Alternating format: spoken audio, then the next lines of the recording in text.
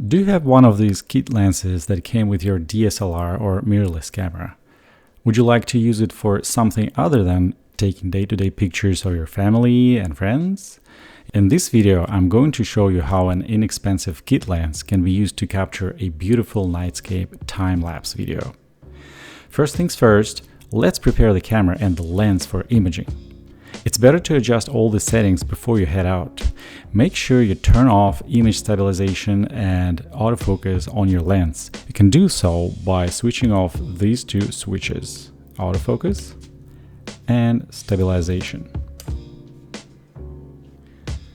Next, you want to make sure your camera settings are set up properly for your Nightscape imaging session. First off, let's see, for a 1080p video, you can shoot images in this resolution.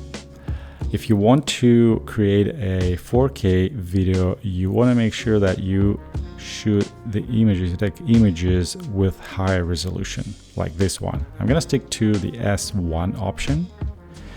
And then I will make sure that all the image enhancements are turned off in camera settings. For instance, long exposure noise reduction and high ISO speed noise reduction. Okay, this is already looking good.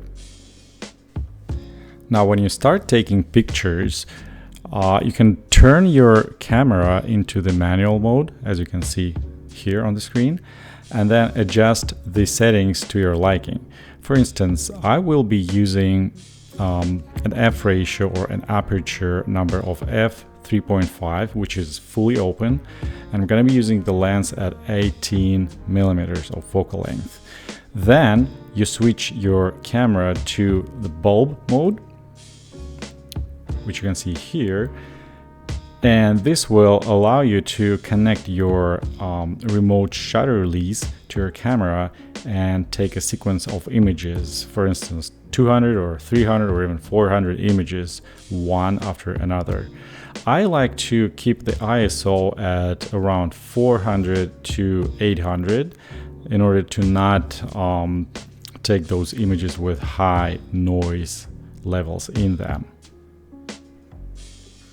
Alright, now let's talk about the remote shutter release that we're going to be using with the camera.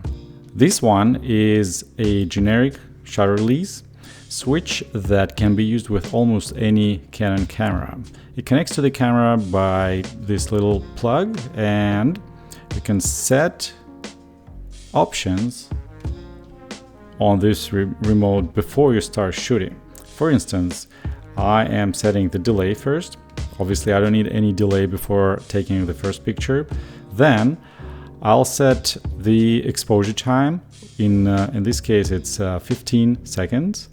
Next, delay or interval between the exposures. The minimum is set to 1 second. I can't go 0 on this one. And then the number of frames. The maximum this remote is capable of is 399 pictures. And then sound off or on. Now I'm ready and I'm set to start shooting. I will now show you a sequence of images that I took when I arrived at the place. This was necessary to figure out the best framing and the best exposure time. These are my first images, 6 or 7 or 8 of them. And when I figured out the best exposure and framing, I just started taking those images using the remote shutter release. As you can see, the camera was not moving at all, and you can see how the stars and the clouds move when I scroll through the images. So I took 399 images in total. I transferred them over to my computer, and now all the images are ready to be converted into one video.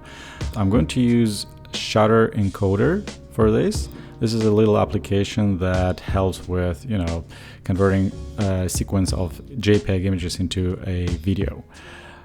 So what I'm going to do is I'm going to open all those images, select all, open. I will select codec. I usually use this one. And then the output video quality or resolution. And then I'm gonna click on this button until I see CQ. I use 21 all the time, and check this radio button to maximize quality. Image sequence, I'll probably go for 15 frames per second. And from advanced settings, advanced features, I only need to choose this one and make it still image. Now I'm going to hit start function, and the application will convert all the images into one single time-lapse video.